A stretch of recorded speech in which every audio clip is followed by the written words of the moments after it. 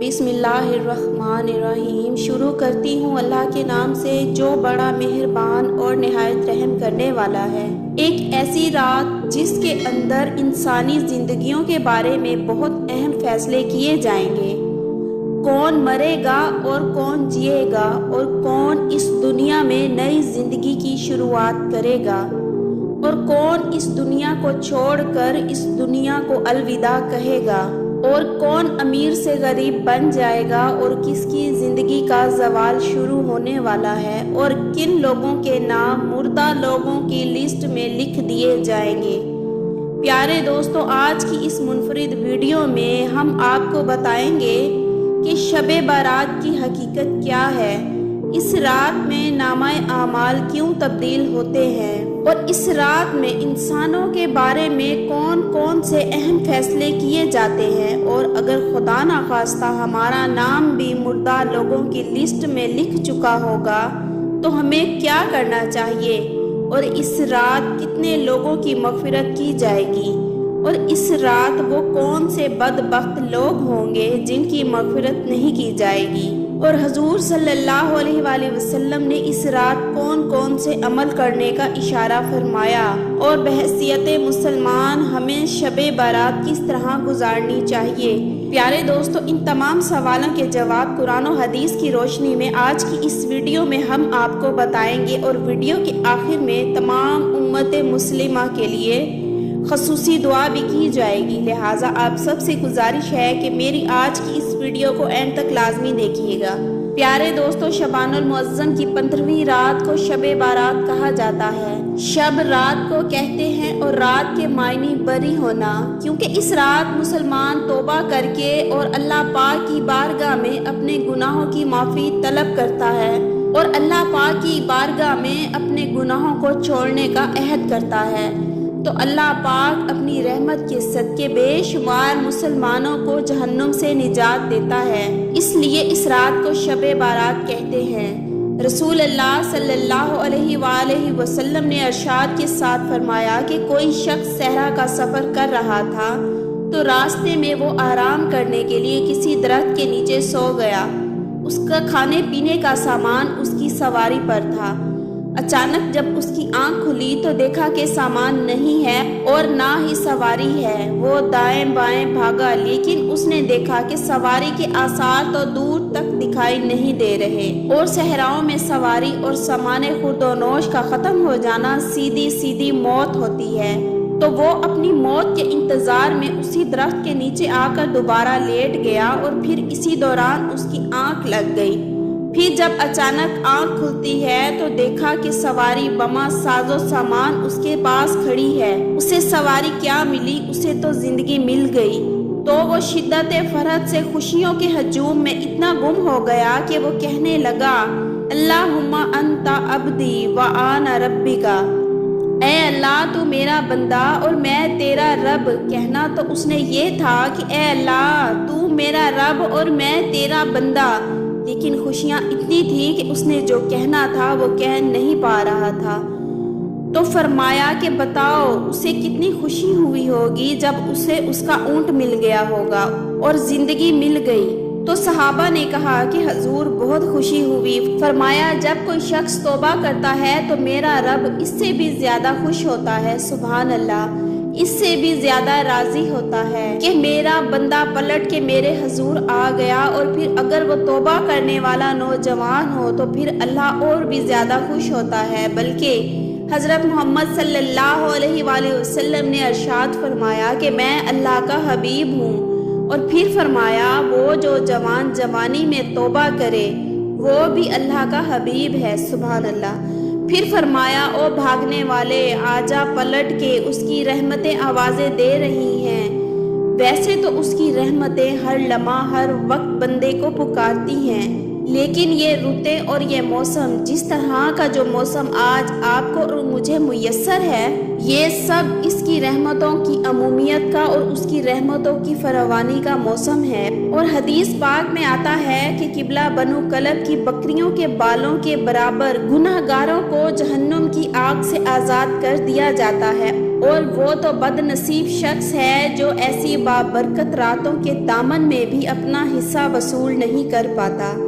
حضرت عطا بن یسار رضی اللہ تعالیٰ عنہ بیان فرماتے ہیں کہ لیلۃ القدر کے بعد شعبان کی 15ویں رات سب سے افضل رات ہے۔ پیارے دوستو، آپ کو بتاتے چلیں کہ شب بارات اللہ پاک نے فرشتوں کے لیے عید کا دن مقرر کیا ہے۔ جس طرح اللہ پاک نے زمین پر رہنے والے انسانوں پر 2 عیدیں عطا فرمائی ہیں، اسی طرح اللہ پاک نے آسمان والوں کے لیے بھی 2 عیدیں مقرر کر رکھی ہیں، ایک شب بارات اور دوسری شب قدر۔ انسان کیونکہ اپنی دونوں عیدیں دن میں مناتے ہیں جبکہ فرشتے یہ دونوں عیدیں رات کو مناتے ہیں۔ اللہ پاک نے ان دونوں راتوں کو فرشتوں کے لیے عید اس لیے مقرر کی کیونکہ انسان تو رات کو سو جاتا ہے جبکہ فرشتے رات کو سوتے نہیں، وہ ہر وقت اللہ پاک کی عبادت میں مصروف رہتے ہیں۔ پیارے دوستو، شب بارات کے متعلق اللہ پاک قرآن مجید میں ارشاد فرماتا ہے، قسم ہے اس روشن کتاب کی، بے شک ہم نے اسے برکت والی رات میں اتارا اور بے شک ہم ڈر سنانے والے ہیں۔ اس میں بانٹ دیا جاتا ہے ہر حکمت والا کام۔ اور اس آیت کریم کی تفسیر میں مفسرین کچھ یوں لکھتے ہیں کہ اس شب سے مراد شب قدر یا شب بارات ہے، اور حضرت اکرمہ رضی اللہ تعالیٰ عنہ اور دیگر مفسرین بیان کرتے ہیں کہ لیلۃ القدر سے مراد شب بارات ہے۔ پیارے دوستو، اس رات کے اندر ان تمام لوگوں کی فہرست تیار کی جاتی ہے جو اس دنیا کے اندر زندہ رہنے والے ہوں گے اور جو اس سال کے اندر مرنے والے ہوں گے اور جو حج کرنے والے ہوں گے۔ ان تمام لوگوں کے نام اس فہرست کے اندر لکھے جاتے ہیں۔ اس فہرست میں درج ہونے والے ہر حکم کی تعمیل میں ذرا برابر بھی کمی نہیں کی جاتی۔ حضرت عائشہ رضی اللہ تعالیٰ عنہ بیان کرتی ہیں کہ رسول اللہ صلی اللہ علیہ وآلہ وسلم نے ارشاد فرمایا کہ کیا تم جانتی ہو کہ شعبان کی 15ویں شب میں کیا ہوتا ہے؟ تو حضرت عائشہ صدیقہ رضی اللہ تعالیٰ عنہ نے عرض کیا کہ یا رسول اللہ صلی اللہ علیہ وآلہ وسلم، آپ ہی ارشاد فرما دیجئے۔ تو نبی کریم صلی اللہ علیہ وآلہ وسلم نے ارشاد فرمایا کہ آئندہ سال میں جتنے بھی پیدا ہونے والے بچے ہوتے ہیں وہ اس رات میں لکھ دیے جاتے ہیں، اور جتنے لوگ آئندہ سال میں مرنے والے ہوتے ہیں وہ بھی اس رات میں لکھ دیے جاتے ہیں، اور اس رات میں لوگوں کے سال بھر کے اعمال اٹھائے جاتے ہیں، اور اس رات میں لوگوں کا رزق مقرر کیا جاتا ہے اور رزق اتارا جاتا ہے۔ حضرت عطا بن یسار رضی اللہ تعالیٰ عنہ بیان فرماتے ہیں کہ شعبان کی 15ویں رات اللہ پاک ملک الموت کو ایک فہرست دے کر حکم فرماتا ہے کہ جن جن لوگوں کے نام اس فہرست میں لکھے ہیں ان کی روحوں کو آئندہ سال مقررہ وقتوں پر قبض کرنا۔ پیارے دوستو، اس رات میں لوگوں کی زندگی اور موت کا فیصلہ ہو چکا ہوتا ہے، جبکہ ہم لوگوں کے حالات تو یہ ہوتے ہیں کہ ہم اپنی دنیا میں مگن ہوتے ہیں۔ کوئی اپنا بینک بیلنس بڑھانے کے چکر میں لگا ہوتا ہے، کوئی اپنی کوٹھی اور بنگلہ تیار کرنے کی کوشش میں لگا ہوتا ہے، تو کوئی اپنی شادیوں کی تیاری میں لگا ہوتا ہے، جبکہ وہ یہ نہیں جانتا کہ اس کا نام مردہ لوگوں کی لسٹ میں لکھا جا چکا ہے۔ حضرت عثمان بن محمد رضی اللہ تعالیٰ عنہ سے مروی ہے کہ سرور کائنات محمد مصطفیٰ صلی اللہ علیہ وآلہ وسلم نے ارشاد فرمایا کہ ایک شعبان سے دوسرے شعبان تک لوگوں کی زندگی منقطع کرنے کا وقت اس رات میں لکھا جاتا ہے، یہاں تک کہ انسان شادی بیاہ کرتا ہے اور اس کے بچے پیدا ہوتے ہیں، حالانکہ اس کا نام مردہ لوگوں کی لسٹ میں لکھا جا چکا ہوتا ہے۔ اور شب بارات کی ایک بہت بڑی خصوصیت یہ بھی ہے کہ اس رات اللہ پاک بے شمار لوگوں کی بخشش فرماتا ہے، جیسا کہ حضرت عائشہ صدیقہ رضی اللہ تعالیٰ عنہ بیان کرتی ہیں کہ ایک رات میں نے حضور اکرم صلی اللہ علیہ وآلہ وسلم کو اپنے پاس نہ پایا تو میں آپ کی تلاش میں نکلی۔ میں نے دیکھا کہ حضور نبی کریم صلی اللہ علیہ وآلہ وسلم جنت البقیع میں تشریف فرما ہیں، اور آپ صلی اللہ علیہ وآلہ وسلم نے مجھے دیکھتے ہی فرمایا کہ کیا تمہیں یہ خوف ہے کہ اللہ پاک اور اس کا رسول تمہارے ساتھ زیادتی کریں گے؟ میں نے عرض کیا یا رسول اللہ، مجھے شاید یہ خیال ہوا کہ آپ اپنی کسی دوسری اہلیہ کے پاس تشریف لے گئے ہیں، تو حضور پاک نے ارشاد فرمایا کہ بے شک اللہ شعبان کی 15ویں شب آسمان دنیا پر اپنی شان کے مطابق جلوہ گر ہوتا ہے اور قبلہ بنو کلب کی بکریوں کے بالوں سے بھی زیادہ لوگوں کی مغفرت فرماتا ہے۔ حضرت ابو بکر صدیق رضی اللہ تعالیٰ عنہ روایت کرتے ہیں کہ حضور صلی اللہ علیہ وآلہ وسلم نے ارشاد فرمایا کہ شعبان کی 15ویں شب میں اللہ تعالیٰ آسمان دنیا پر اپنی شان کے مطابق جلوہ گر ہوتا ہے اور اس شب میں ہر کسی کی مغفرت فرما دیتا ہے سوائے ان لوگوں کے جو توبہ نعوذ باللہ شرک کرنے والے ہوں گے اور بغض رکھنے والے ہوں گے۔ اور ایک دوسری روایت میں آتا ہے کہ نبی کریم صلی اللہ علیہ وآلہ وسلم نے ارشاد فرمایا کہ اللہ تعالیٰ شعبان کی 15ویں شب میں اپنے رحم و کرم سے تمام مخلوقات کی بخشش فرما دیتا ہے سوائے ان لوگوں کے جو شرک کرنے والے ہوں گے اور کینہ رکھنے والے ہوں گے۔ حضرت عبداللہ بن عمر بن عاص رضی اللہ تعالیٰ عنہ سے روایت ہے کہ حضور پاک نے ارشاد فرمایا کہ شعبان کی 15ویں رات میں اللہ پاک اپنی رحمت سے 2 شخصوں کے علاوہ باقی سب کی مغفرت فرما دیتا ہے، ایک وہ شخص جو کینہ رکھنے والا ہو اور دوسرا وہ شخص جو کسی کو ناحق قتل کرنے والا ہو۔ پیارے دوستو، شب بارات میں فرشتوں کو بعض مامور دیے جاتے ہیں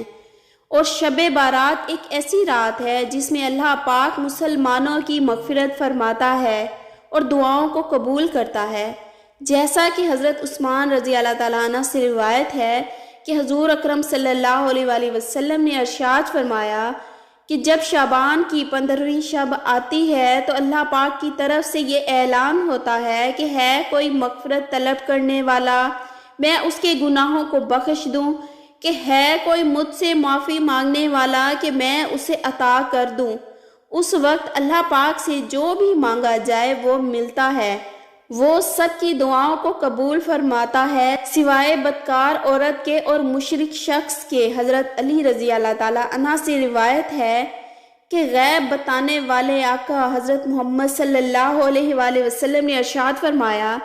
جب شعبان کی 15ویں رات آتی ہے تو تم رات کو قیام کرو اور دن کو روزہ رکھو،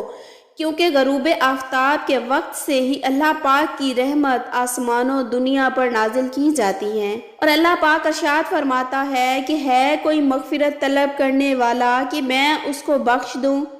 ہے کوئی رزق مانگنے والا کہ میں اس کو رزق دوں،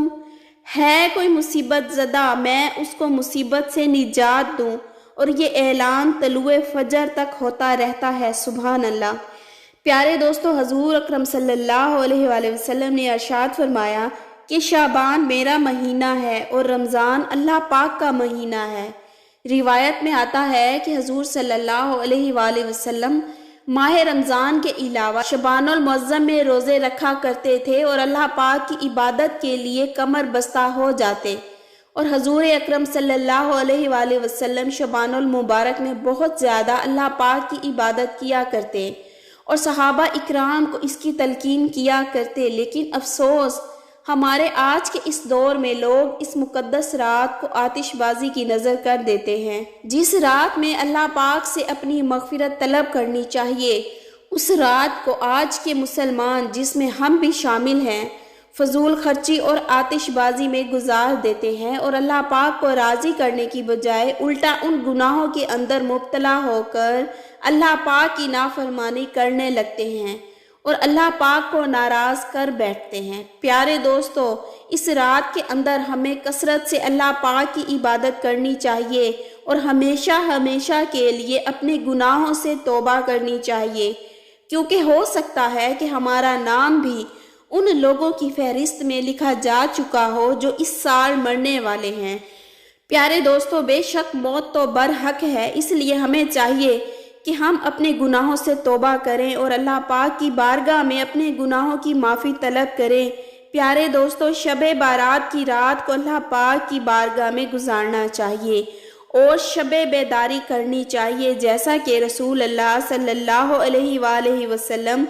خود بھی شب بیداری کرتے اور دوسروں کو بھی شب بیداری کرنے کی تلقین فرماتے اور اللہ پاک کی عبادت کرنے کا حکم ارشاد فرماتے۔ اللہ پاک سے دعا ہے کہ اے رب کریم ہماری خطائیں معاف فرما، اے آسمانوں اور زمین کے مالک، اے پہاڑوں اور سمندروں کے مالک، اے انسان اور جنات کے معبود، اے عرش عظیم کے مالک، فرشتوں کے معبود، اے عزت و ذلت کے مالک، اے بیماروں کو شفا دینے والے بادشاہوں کے بادشاہ، اے اللہ ہم تیرے گناہ گار بندے ہیں، ہم تیرے خطا کار بندے، ہم تیرے عاجز بندے تیری پاکی بیان کرتے ہیں اور تیرے آگے دعا کے لیے ہاتھ پھیلاتے ہیں۔ ہماری خطاؤں کو معاف فرما، اے اللہ ہم مانتے ہیں کہ ہم گناہ گار ہیں، مگر تو اپنے در سے ہمیں محروم نہ کر میرے مولا۔ اے اللہ ہمیں معاف کر دے، یا اللہ ہمیں موت کی سختی سے بچانا، ہماری روح جب اس دنیا سے رخصت ہو تو اے اللہ تجھے ملنے کے لیے اسے کوئی شرمندگی نہ ہو۔ یا اللہ قبر کی اندھیری راتوں اور قبر کے عذاب سے محفوظ رکھنا، منکر و نکیر کے سوالات کے وقت تو ہماری مدد فرمانا، ہمیں قبر میں پہلے سے ہی ایک رفیق عطا فرمانا، ہماری قبروں کو روشن کر دینا، ہماری قبروں کو کشادہ کر دینا۔ اے اللہ پاک ہم سب مسلمانوں کو نبی پاک صلی اللہ علیہ وآلہ وسلم کی شفاعت نصیب فرمانا، ہم سب کو حوض کوثر کا پانی پینا نصیب کرنا۔ اے اللہ ہمارے گناہوں کا دنیا میں بھی پردہ رکھنا اور آخرت میں بھی پردہ رکھ کر ہمارے تمام گناہوں کو معاف کر کے ہمیں جنت الفردوس میں اعلیٰ مقام عطا فرمانا۔ اللہ پاک ہمیں قیامت کی رسوائی سے بچا لینا، پل صراط کو بجلی جیسی تیزی سے پار کروا دینا، ہمیں اپنے عرش کے سائے میں جگہ دینا۔ یا اللہ قیامت کے روز ہمیں اپنا دیدار نصیب فرما دینا، ہمیں ہمارے نامہ اعمال ہمارے دائیں ہاتھ میں دینا۔ یا اللہ پاک ہمیں قیامت کی گرمی اور جہنم کی آگ سے محفوظ فرمانا۔ اے پاک پروردگار جتنے مسلمان مرد اور عورتیں فوت ہو چکے ہیں ان سب کی مغفرت فرمانا، ان کی قبروں پر اپنی رحمت نازل فرما اور ان کے درجات بلند عطا فرما۔ اے اللہ پاک جو ہمارے مقدر میں نہیں لکھا اس کی کوشش اور تمنا میں ہمیں مبتلا نہ کر، اور جو ہماری تقدیر میں لکھ دیا ہے اسے ہمارے لیے آسان کر دینا۔ یا اللہ ہماری ان تمام دعاؤں اور تمام حاجات کو جو ہماری زبانوں سے ادا ہوئی یا ہمارے دلوں میں ہیں تو ان کو قبولیت عطا فرما۔ یا اللہ پاک جتنے بھی میرے بہن بھائی اس ویڈیو کو دیکھ رہے ہیں میرے مولا آج تو ان سب کو خالی ہاتھ نہ لوٹانا، ان سب کی جھولی بھر دینا۔ آمین ثم آمین۔